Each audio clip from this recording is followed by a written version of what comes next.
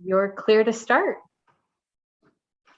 Thank you. Well, good afternoon to the Clearview Youth Center Advisory Committee meeting of April the 6th. First of all, I'd just like to do the land acknowledgement before we start our meeting. I would like to begin our meeting by recognizing the First Nations, Métis, and Inuit peoples of Canada as traditional stewards and caretakers of the land. We acknowledge that Clearview Township is located within the boundaries of Treaty 18. The traditional lands of the Anishinaabe, Haudenosaunee, Teotihuacan, Wendat, and Métis, and is the home of First Nations Inuit peoples as part of the intricate nationhood that reaches across Turtle Island. At this time of truth and reconciliation, we welcome the opportunity to work together towards new understandings and new relationships and ask for guidance in all we do. Next, we move to the approval of the agenda. I'm asked for members of the committee. We need a mover and seconder to accept the approval of agenda as circulated. Mary, Caitlin, okay. Any further discussion? All in favor? Motion is carried. Approval of the minutes from that previous meeting of February the 9th. Do I have a mover and seconder to accept the minutes as circulated? Caitlin and Mary, all in favor? Any discussion on that? All in favor? Okay. Do we have any business arising from those minutes? I just lost my minutes here. Hang on, folks. The terms of reference, all that is the terms of reference that the committee recommended to council and council has approved. So that is the terms of reference for the Youth Advisory Committee is there for members to have and to refer to, and are part of our official documentation of the minutes of this meeting.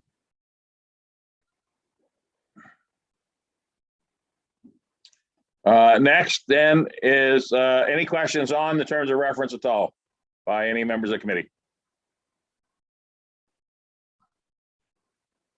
Seeing none, then we'll go to the report. Shannon, for the coordinator's report.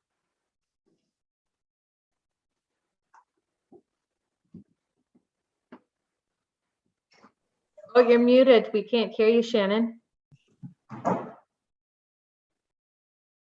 Nope, still can't. I wonder did you plug something in or maybe on your keyboard? Sometimes I hit that.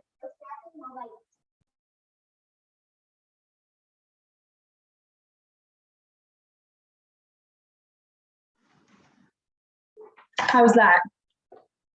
Better, much better. Good. Okay, great. So thank you, Councillor Walker. There is a couple things to unpack from the last 2 months, but I'll first start off with an update about the Youth Center's current COVID-19 regulations. So the Youth Center no longer has a capacity limit or a proof of vaccine policy in place.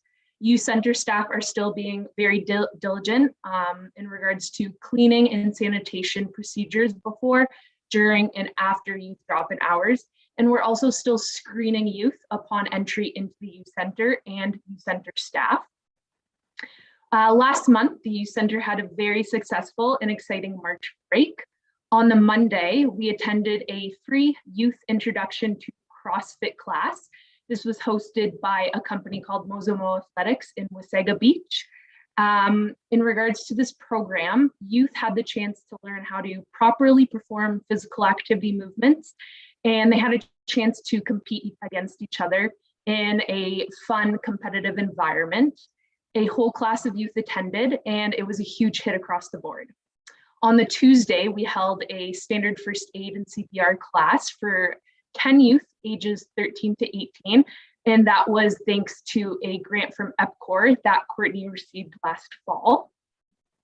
On the Wednesday of March break, the youth ventured across the community to give back to local businesses and residents on our Community Give Back Day. They provided these residents and businesses with homemade baked goods that we made in the youth center kitchen, in which we had multiple local businesses and residents reach out to give their thanks to the youth who stopped by their locations. On the Thursday, youth went bowling in Collingwood, and on the Friday, we were able to take a trip down to the Ontario Science Center, which is a huge success, and many youth's first time attending the Science Center actually. So it was a great experience for them all, and we were able to take the 12-seater tourism van down to Toronto for this trip.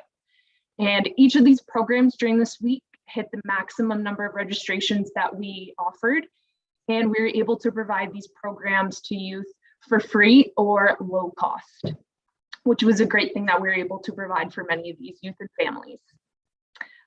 This past month, we actually received a $5,000 grant for program funding from Second Harvest. This is a food security fund, and it will go directly towards providing our youth with healthy snacks, meal options daily. We provide youth with dinners nightly, and thanks to this funding, we will be able to continue to do so. Also, thanks to this funding, we will be implementing a new program starting this Thursday called Shop and Cook for April and May. This will run Thursday nights, and youth center staff will take youth to the local grocery store, which is a 5-minute walk away, where youth will work together to pick out nutrition items to use as a group to make dinner at the youth center. So they'll be working in teams to pick out items for an appetizer, a dinner, and dessert, go to the grocery store to buy these items, in which they'll learn about budgeting and nutrition labels. And then they'll be taking these items back to the youth center and learn how to put these meals together. In regards to our activity kits, we are still implementing activity kits for youth. However, we switched to a bi-monthly schedule instead of a monthly schedule. As the youth center no longer has a vaccine policy or capacity limit in place, we'd like to invite more youth into the center to use our services. Those who are not comfortable coming can still receive a full kit on a bi-monthly basis. And for April, one of our kit activities includes a planter, potting soil, and seeds for youth to build their own mini garden for this spring and summer, which was an amazing idea that I believe Courtney and Felicia implemented last spring, which was a huge hit across the board, and we've gotten requests to do it again this spring. So we'll be providing that within the next 2 weeks to those who signed up for an activity kit. And just a couple of statistics for you all to see how we've progressed throughout the months. In January, we had a 5 youth capacity limit. Within this month, we had 70 visits from youth and 13 who consistently came throughout the month. During the month of February, we had 140 visits, so it doubled, with 26 youth who consistently came throughout the month. And this past March, we had 189 visits with 49 youth who consistently came throughout the month, 17 new youth, and 7 youth who are new within the last week of this report, and 8 youth who haven't attended since last summer who are starting to attend again. With some nights, we're getting up to 25 to 30 youth in a night, whereas in January, we were getting 5, February, we were getting around 10 to 15. So these are some great numbers we've been seeing in the last month. And that is all from the report.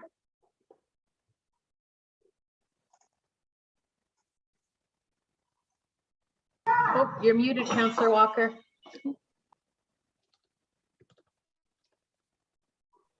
Sorry, any questions from any members of the committee?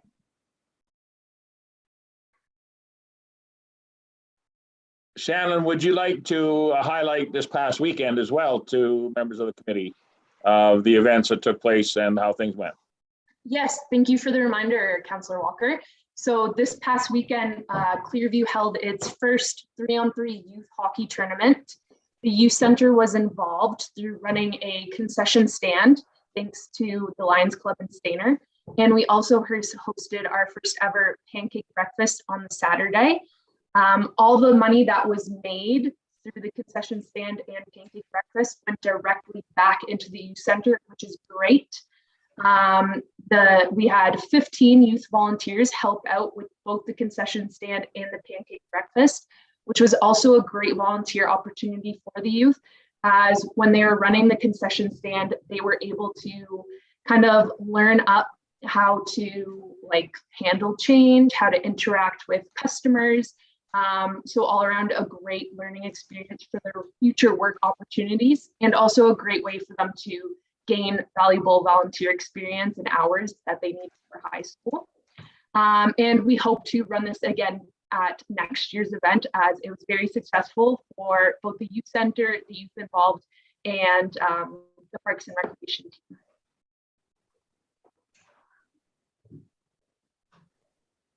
Good, thank you. Do we have I need a mover and seconder then, if there's no more questions. Mover and seconder to accept the youth coordinator's report as presented. Mayor Measures and Mary. Any further questions? All in favor? Pat, carried. New business. I do not have any. I don't know whether any members of committee have it or not. I have nothing for new business. Any members of committee? Seeing none. Next meeting date.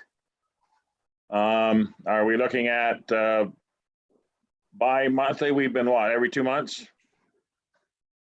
So that will put us into June. So we'll do the first Wednesday in June.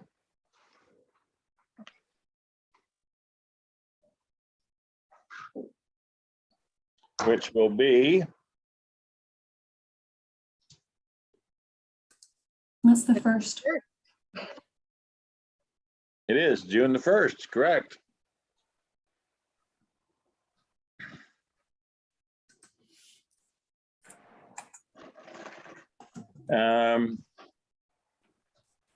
That's fine then. We'll set that as June the 1st, 3:30. See anything else from anybody on committee? Seeing nothing, then. Robert, I'll just jump in and say something. Yeah, thank you. Thank you. I just wanted to say thank you for having me at the meeting here today. Nice to join you guys. I do want to give a compliment to the youth who worked at the 3-on-3 tournament. I had an excellent pancake and had a great breakfast, and the coffee was excellent. And then a few hours later over at the booth, seeing all those young people behind the booth, Councillor Walker, I think you have members of the future Lions Club working in there today. So they did a great job running the booth as well. So I hope that the partnership there between the Youth Center and the Lions Club continues. Yes, thank you. I hope so too. It was nice, Sarah, to see the numbers of youth that were in there volunteering and helping out, and they were very pleasant and great to deal with. And looks like they were actually enjoying themselves doing what they were doing in the booth and on the other side as well. Right. Thank you. Thank you. Then we'll have a motion to adjourn then, please, at 4:05. A mover and a seconder, please. Mary, Caitlin. Further questions? All in favor?